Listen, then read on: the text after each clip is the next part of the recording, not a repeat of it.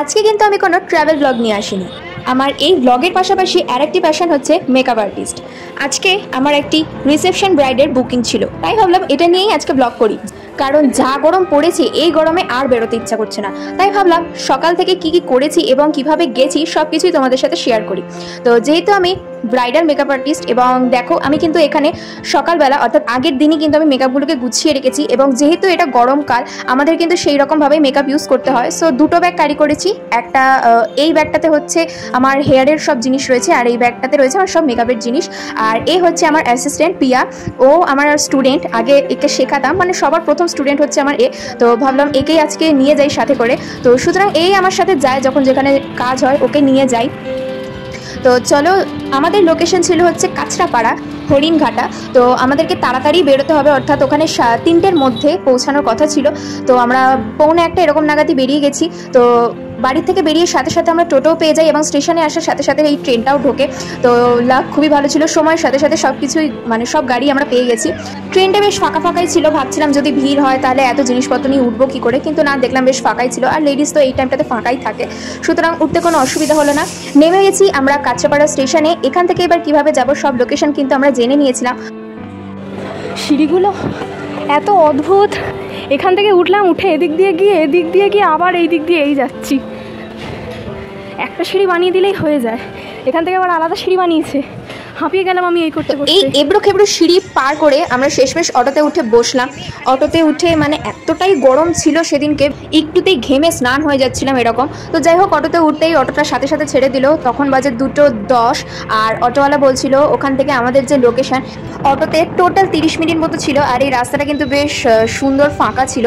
তো যেখানে গিয়ে পৌঁছেছি সেখান থেকে আবার একটা অটো চেঞ্জ করতে হবে। তো সেখানে আবার অটোতে উঠে যাই আমরা, সেখানে একটু ওয়েট করে আবার একটা লোকেশনে নেমে সেখান থেকে আবার আমরা টোটোতে উঠি। মানে টোটাল 3টে গাড়ি আমাদের চেঞ্জ করতে হয়। তো চেঞ্জ করার পরে শেষমেশ আমরা ব্রাইডাল লোকেশনে এসে পৌঁছে গেছি। দেখতেই পাচ্ছ পুরো রাস্তা জুড়ে কিন্তু প্যান্ডেল করা হয়েছে। তুই আমাকে কি অ্যাড্রেস দিয়েছিস বল, তুই কি অ্যাড্রেস দিয়েছিস আমাকে বল। আমি ওকে বলছি, আমি তো না ইজি রাস্তা বলছি না, এদিক থেকে ওদিক থেকে। আরে বাপরে,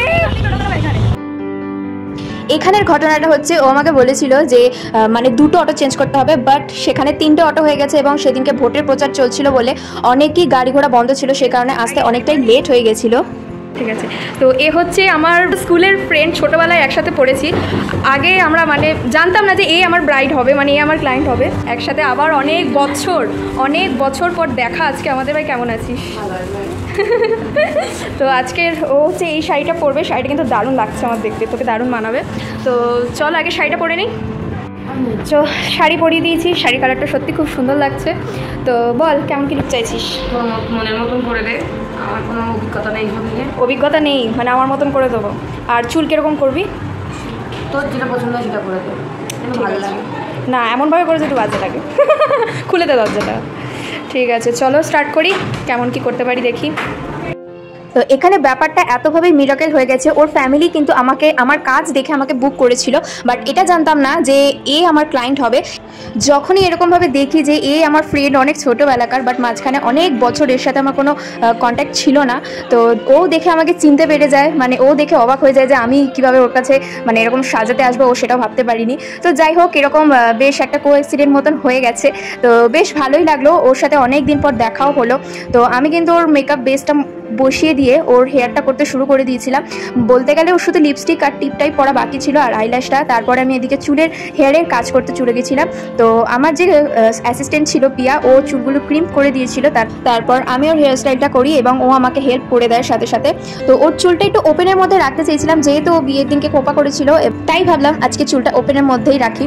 আর দেখো ব্রাইড এখানে হাই তুলছে, কারণ যতই হোক যার বিয়ে হয় সেই একমাত্র বোঝে কতটা ধকল যায়, এবং এর মধ্যে ওরও কিন্তু শরীরটা অবস্থাটাও বেশ খারাপই ছিল, বলছিল ওর জ্বর মতন এসে গেছিলো। তো এত সবের মধ্যে দিয়েও যে সে সাজতে বসছে, আবার যখন রিসেপশনের পার্টিটা শুরু হবে সেখানে গিয়ে ও নিজেই বলছিল ফেক স্মাইল দিতে হবে আবার ওখানে গিয়ে। তো যাই হোক, এসব কিছু করে আমরা বেশ কিন্তু হাসি মজাতেই ওকে সাজালাম। মানে যেহেতু অনেকদিন পর আমার কাছের ফ্রেন্ডের সাথে দেখা হলো, তো একটা অন্যরকমই কিন্তু ব্যাপার থাকে। তো যাই হোক, বেশ গল্পগুজব করতে করতে ইয়ার্কিটাটা মারতে মারতে কিন্তু আমরা অনেকটাই কাজ এগিয়ে নিয়ে গেছিলাম এবং অনেকটা তাড়াতাড়ি ওকে রেডি করিয়ে দিয়েছিলাম। তো দেখো, ও বলছিল ওপেনের মধ্যে এরকম ফুল দিয়ে বেশ খুব সুন্দরভাবে ডেকোরেট করে দিতে। আর এখানে জুঁই ফুল নিয়ে আসা হয়েছিল এবং সাথে গোলাপ। তো জুঁই ফুলটাকে এইরকমভাবে দিয়ে তারপরে গোলাপ দিয়ে আমরা গোলাপ আটকে দিয়েছিলাম। তো আগে আমরা গয়না পরেছিলাম, তারপরে ফুলটা আমরা আটকেছিলাম, সুতরাং আগে পরে হয়ে গেছে একটু। তো গয়নাগাটি পরানোর পরে ওর পুরো লুকটা কমপ্লিট হয় এবং সব কিছু করে দেওয়ার পরে ও যে এতক্ষণ যে বসেছিল ও কিন্তু একবারও আয়না দেখেনি। তো শেষে ওকে আয়না দেখানো হয়। তো দেখতে থাকো।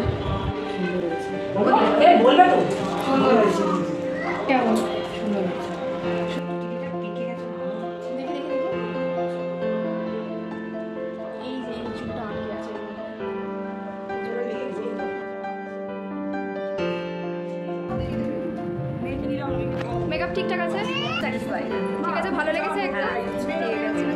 তো ওর এই ফুল লুকটা কিন্তু খুবই পছন্দ হয়েছে এবং বাড়ির সকলেরই কিন্তু খুবই পছন্দ হয়েছে। তোমরাও যদি চাও তোমাদের স্পেশাল দিনে সাজতে, তাহলে চটপট এই নাম্বারে বুক করতে পারো।